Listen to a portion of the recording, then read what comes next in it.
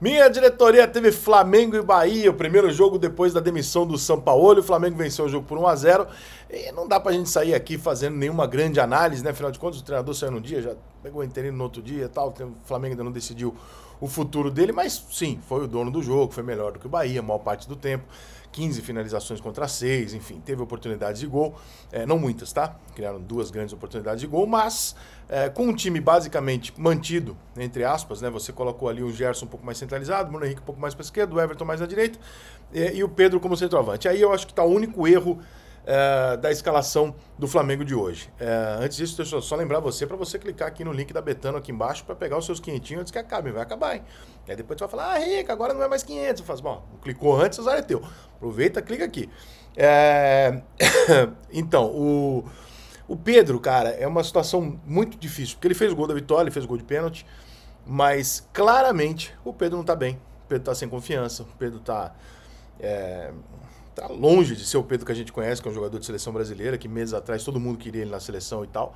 Obviamente que ele não é esse jogador, que ele tá errando uma sequência de lances que você vê claramente que é uma questão de confiança, né? O Pedro erra um domínio, no lance seguinte ele tenta bater e se enrola com a bola, no outro ele demora para passar. São lances assim que o Pedro teria feito ou resolvido 3 lances de ataque do Flamengo hoje que ele não resolveu porque tá sem confiança. Eu acho que o Gabigol lida com isso melhor que o Pedro. O Gabigol também não está bem, também está sendo pressionado. Mas pelo que a gente tem notado, o Pedro tem uma dificuldade maior do que o Gabigol para passar por cima disso, né? Então, eu usaria mais o Gabigol do que o Pedro nesse momento que os dois não estão entregando o que o torcedor quer, etc. Eu acho que o Gabigol lida mais fácil com isso. O Gabigol é mais cascudo do que o Pedro nesse sentido, então eu preservaria um pouco o Pedro e deixaria o Gabigol como titular. Até para oportunizar para o Gabigol a possibilidade de você conseguir sair dessa situação no Maracanã cheio, né? Porque eu tive a cara do Gabigol fazer 2 gols contra o Bahia, 3 gols contra o Bahia, virar para a torcida, tira a camisa, faz aquele gesto lá e a torcida grita o nome dele, eles fazem as pazes e tá tudo certo.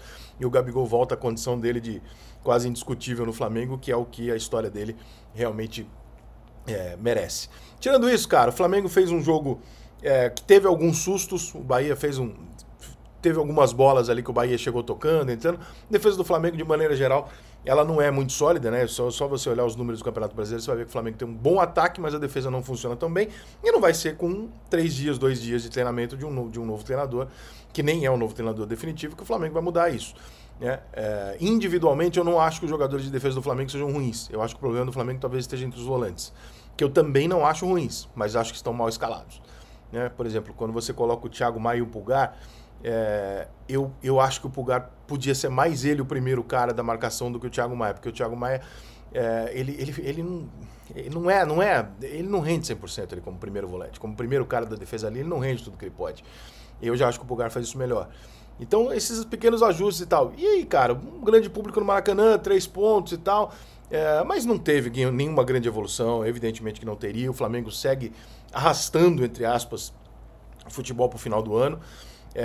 E é o que dá para esperar. Não tenho nenhuma perspectiva de, não, o Flamengo vai explodir ainda esse ano. Não, acho que é isso, né? O Flamengo não vai brigar pelo título brasileiro, muito provavelmente. Vai conseguir uma vaga na Libertadores, vai ganhar os jogos que tem que ganhar, vai dar umas tropeçadas, o futebol não vai aparecer do dia para noite. E eu acho que a única coisa que o flamenguista tem que prestar muita atenção agora é na renovação ou não. Ou seja, aqueles jogadores que podem ou não render para a temporada que vem. O Everton Ribeiro e o Bruno Henrique são 2 jogadores que tem gente interessada, muita gente interessada. Se eu fosse o Flamengo, pelo menos um dos 2 eu acho que eu manteria, porque perder os 2 assim é meio casca, entendeu? Eu não sei, eu sinceramente eu não sei. Acho que o Flamengo deveria talvez pegar o Pedro ou o Gabigol e fazer um bom caixa, porque são 2 jogadores bem caros.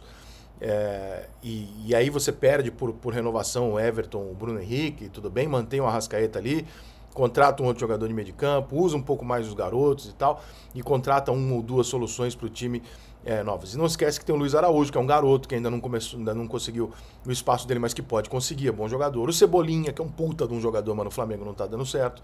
O Flamengo tem ali no banco dele opções para ir suprindo isso, mas não dá para fazer teste se você não tá garantido na Libertadores e ainda tem jogos pelo Campeonato Brasileiro onde o Flamengo, em tese, ainda briga pelo título e tal. Então, difícil. Final de ano bem melancólico pro Flamengo, bem triste, mas que valia hoje eram os 3 pontos, né? Estão feitos. O VAR, quase que eu esqueço. Olha eu. Pra mim, completamente errado, tá? Não vejo nenhum sentido do VAR entrar para trocar um cartão amarelo por vermelho num lance onde o juiz sabia qual era o ângulo que o jogador ia sair da frente da jogada. Ele não mudou, ele não disse pro juiz, olha só, foi uma agressão e você não viu. Não foi isso. Foi, juiz, vem aqui ver. Ver o quê? Eu já vi. Foi um empurrão. Sim, foi um empurrão. Ah, mas olha a direção que ele tava. Caralho, o juiz já tinha visto. Esse tipo de intervenção para mim não tem condição. Esse tipo de intervenção para mim não faz sentido. Eu não tô dizendo que não era para expulsar. Ele poderia ter expulsado no primeiro lance. Para mim, direção do gol. Agora, o VAR chamou o cara para mostrar o que para ele? O que ele não tinha visto que ele viu no vídeo? Não faz o menor sentido essa intervenção do VAR. E o pênalti, que para mim também não é pênalti, porque por mais que tenha tido toque, evidentemente tem, eu acho que é muito mais uma sequência de jogo onde dois caras vão na bola, um acerta primeiro o outro, e você não interrompe a sequência do Gerson. O Gerson não tá dominando a bola para sair com ela, né? O Gerson toca na bola e tira do pé do zagueiro do Bahia, mas ele não tá... Pra mim ali, puta, sequência sem nenhuma intenção, o pé do Gerson já tá mais descendo do que... Porra, cara, pra mim também não é pênalti. E acho que o VAR podia ter chamado o árbitro pra dar uma olhada. Mas enfim, tirando isso, foi isso.